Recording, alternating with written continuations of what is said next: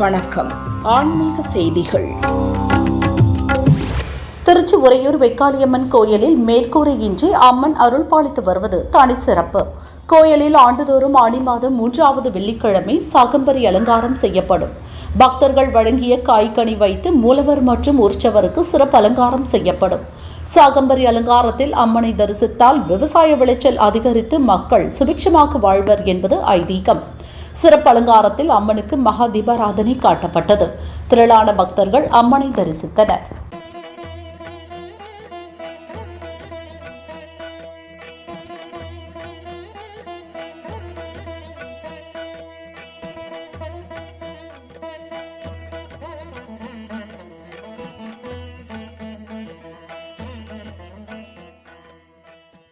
தஞ்சை ஸ்ரீ பெரியநாயகி அம்மன் உடனாகி ஸ்ரீ பெருவுடையார் கோயிலில் தனி சன்னதியில் உள்ள ஸ்ரீ மகா வராகி அம்மனுக்கு ஆஷாட நவராத்திரி விழா நடைபெற்றது. 10 நாட்கள் தினமும் வராகி அம்மனுக்கு பல்வேறு அலங்காரங்கள் நடைபெற்றது. ஆஷாட நவராத்திரியின் 11வது நாளான நேற்று விடையாற்றி விழாவில் புஷ்ப அலங்காரம் செய்து மகா தீபாராதனை காட்டப்பட்டது. திரளான பக்தர்கள் அம்மனை தரிசனம் செய்தனர்.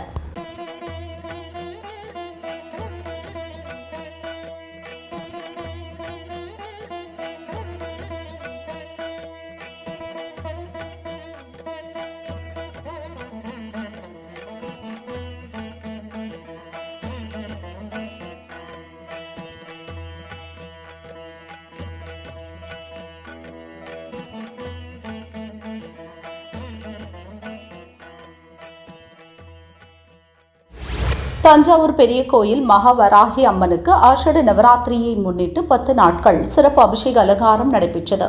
விழாவின் நிறைவு நாள் வராகி அம்மனுக்கு சிறப்பு புஷ்ப அலங்காரம் செய்யப்பட்டது. உற்சவர் வராகி அம்மனுக்கு தாமரை, மறிக்கொழுந்து, முல்லை உள்ளிட்ட மலர்களால் அலங்கரித்து பூச்சொரிதல் செய்தனர். முளைப்பாரி ஏந்தி செண்டை மேளம் முழங்க அம்மன் வீதி உலா நடைபெற்றது. ஆஷாட நவராத்திரி இறுதி நாளை முன்னிட்டு துபாய் நாட்டு கலைஞர்களின் பரதநாட்டிய நிகழ்ச்சி நடந்தது. விழாவில் திரளான பக்தர்கள் கலந்து கொண்டு வாராகி அம்மனை தரிசித்து மனம் உருக்கினர்.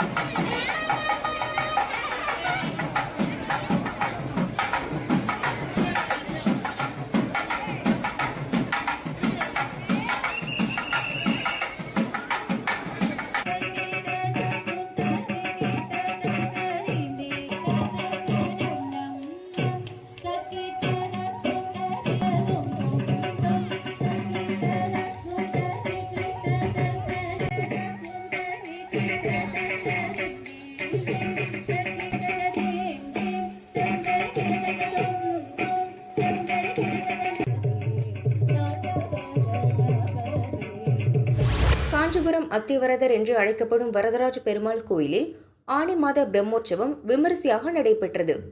உற்சவர் வரதராஜ பெருமாள் சிறப்பு அலங்காரத்தில் தங்க கருட வாகனத்தில் பிரவேசித்தார். மேலதாளம் இசைக்க வீதி உலா நடைபெற்றது. கோவிந்தா கோஷம் முழங்க பக்தர்கள் சாமி தரிசனம் செய்தனர்.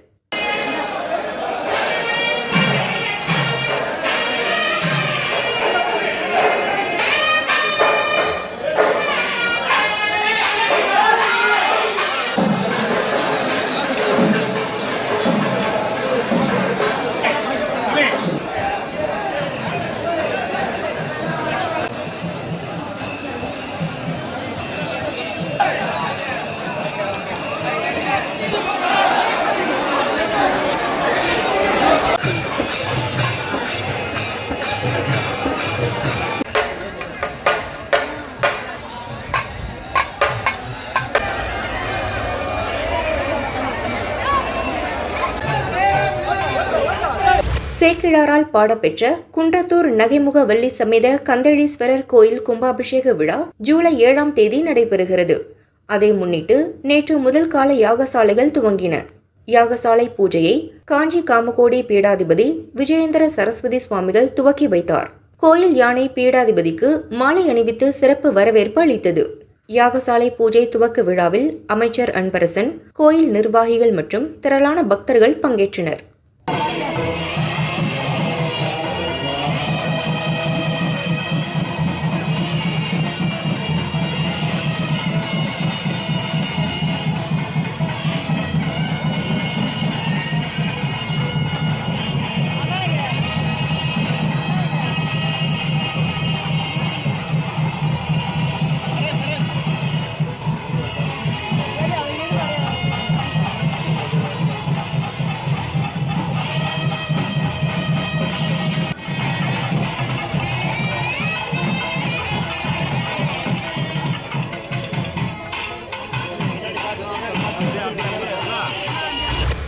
மற்றும் மகர விளக்கு காலங்களில் சபரிமலை செல்லும் பக்தர்கள் ஐயப்பனின் மகத்துவத்தை உணர்ந்திடும் வகையில் தமிழ்நாடு ஐயப்பா சேவா சங்கம் சார்பில் ஐயப்பன் உற்சவம் திருச்சியில் தொடங்கி தமிழகம் முழுவதும் நடைபெறுகிறது. திருச்சியில் ஐயப்பன் உற்சவம் கணபதி ஹோமத்துடன் தொடங்கியது. ஐயாளம்மன் படித்துறையில் ஐயப்பனுக்கு தீர்த்தவாரி மற்றும் மகா அபிஷேகம் நடைபெற்றது. பால், தயிர், பன்னீர், சந்தனம், திரவிய பொடி, மஞ்சள், குங்குமம், பஞ்சாமிர்தம் உள்ளிட்ட 12 வகையான பொருட்களால் அபிஷேகம் நடைபெற்றது. ஐயப்ப பக்தர்கள் திரளானோர் ஐயப்பனை தரிசனம் செய்தனர். மண்ணினால செய்யணும் மஞ்சளிலே செய்யணும் மண்ணினால செய்யணும். காந்தமலை ஜோதியே, அலங்கார பிரியனே, சந்தன பிரியனே, குங்கும பிரியனே, பன்னீர் அபிஷேக பிரியனே, நெய் அபிஷேக பிரியனே, பாலபிஷேக பிரியனே, அலங்கார பிரியனே, ஐயப்ப தெய்வமே, சுவாமியே, நாகராஜ தெய்வங்களே, வாணிகபுரத்து மஞ்சளோ மாதாவே, சுவாமிட கண்டிக்காரே, சுவாமிட பலமக்காரே, சுவாமியே.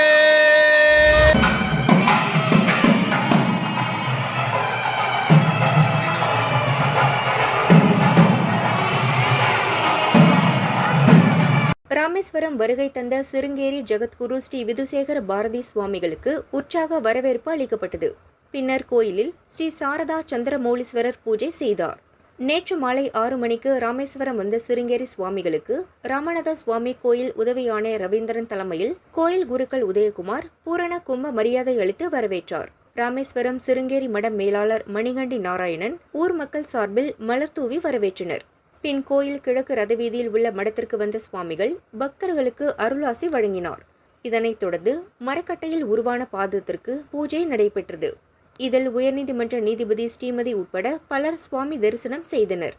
பின் இரவு 8:10 மணிக்கு ராமநாத சுவாமி கோயிலுக்கு வந்த சிருங்கேரி சுவாமிகளை கோயில் குருக்கள் ஊழியர்கள் வரவேற்றனர்.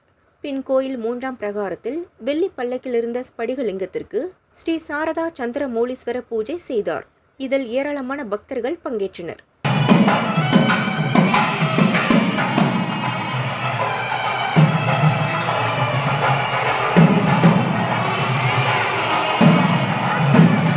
அதன் பின்னர் இரவு மடத்தில் விதுசேகர பாரதி சுவாமிகள் பக்தர்களுக்கு அருளாசி வழங்கி பேசியதாவது: 12 ஜோதிர்லிங்க தலங்களில் ஒன்றான ராமேஸ்வரம் ராமநாத சுவாமி கோயிலில் சுவாமி தரிசனம் மற்றும் திருச்செந்தூர் முருகன் கோயிலில் கும்பாபிஷேக விழாவில் பங்கேற்பது மகிழ்ச்சியாக உள்ளது. கடவுளை உச்சரிக்கும் 8 நாமத்தில்தான் அனைத்தும் உள்ளது. ஒருவருக்கு துன்பம் கஷ்டத்தை கொடுத்து கடவுள் சோதனை செய்வார். இந்த சோதனையில் வெற்றி அடைந்துவிட்டால் உயர்ந்த இடத்தில் அமர வைத்து அழகு பார்ப்பார். தினமும் கடவுளை நினைத்து மன ரீதியாக பூஜித்தால் அனைத்து காரியங்களிலும் வெற்றி கிடைக்கும். மொழி, மாநிலம் பாகுபாடுகளை மறந்து நாம் அனைவரும் ஒன்று சேர்ந்து கடவுளை பூஜித்தால் நல்லதே நடக்கும் என்றார்.